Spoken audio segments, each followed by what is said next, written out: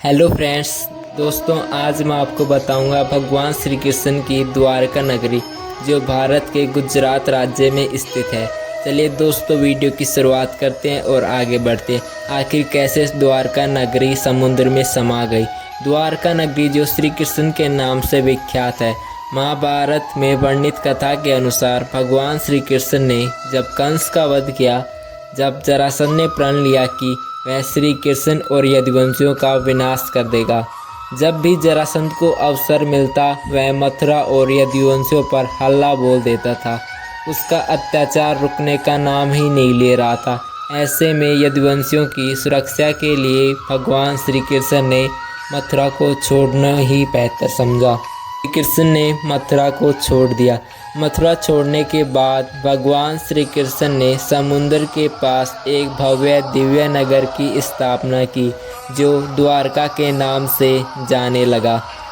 यहाँ आने के बाद श्री कृष्ण ने अपने प्रियजनों के साथ सुकून से जीवन यापन करने लगे। फिर पहिया घुमा। लगातार 36 वर्ष तक कुशलता से श्री कृष्ण शासन करते रहे द्वारका पर। फिर अचानक श्री कृष्ण भगवान की मृत्यु हो जाती है और द्वारका नगरी भी समुद्र में डूब जाती है, समा जाती है। मित्रों, पौराणिक कथाओं के अनुसार द्वारका नगरी के डूबने के मुख्यतः 2 कारण बताए गए हैं। में पहला कारण माता गांधारी ने भगवान श्री कृष्ण को श्राप दिया था। दूसरा कारण ऋषियों द्वारा श्री कृष्ण के पुत्र को दिया हुआ श्राप। चलिए दोस्तों, इन दोनों श्रापों की विस्तार से हम आज चर्चा करेंगे। महाभारत का युद्ध समाप्त होने के बाद महर्षि व्यास के शिष्य संजय ने जब माता गांधारी को ये बताया पांडव अपने साथियों और द्रौपदी सहित हस्तिनापुर आ चुके हैं, तब उनको बड़ा मानसिक कष्ट हुआ। लेकिन किसी भी तरह उन्होंने अपने मन को संभाल लिया। लेकिन उन्हें जब ये बात पता चली पांडवों के साथ भगवान श्री कृष्ण भी हस्तिनापुर लौट रहे हैं, तो वे तिलमिला उठी और उनका मन प्रतिशोध के लिए लालान्वित हो उठा। उन्होंने श्री कृष्ण भगवान को श्राप देते हुए कहा, अगर मैंने अपने आराध्य देव की निस्वार्थ में सच्चे मन से आराधना की है, जिस तरह मेरे कुल का विनाश हुआ है, ऐसे ही तुम्हारे कुल का भी विनाश हो जाए। तुम्हारी ये आलीशान द्वारका नगरी तुम्हारे सामने ही समुद्र में डूब जाए या समुद्र में समा जाए। इसके बाद श्री कृष्ण मुस्कुराए और बोले, माता, मुझे इसी आशीर्वाद की प्रतीक्षा थी। और कहे, मैं आपके इस श्राप को स्वीकार करता हूँ। और इसके बाद वे द्वारका की ओर प्रस्थान कर गए।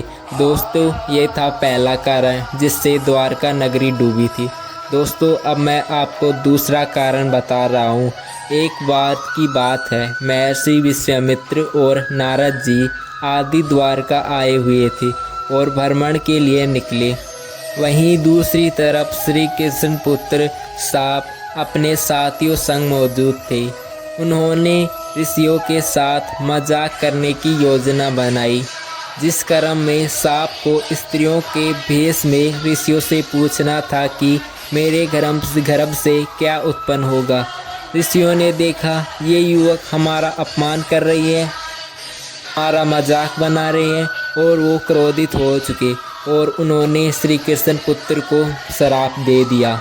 दोस्तों, ये मुख्यतः 2 कारण थे जिससे द्वारका नगरी समुद्र में डूब गई या समा गई। के साथ दोस्तों मैं द्वारका नगरी के कुछ और बता देता हूँ। द्वारका नगरी भारत के गुजरात राज्य के समुद्र के तट पर स्थित है। यह श्री कृष्ण के 4 धामों में से एक माना जाता है। दोस्तों, माना जाता है द्वारका मंदिर 2200 साल पुराना है, समुद्र के पास में स्थित है। यह मंदिर काफ़ी सुंदर है और वास्तुकला से बनाया गया है।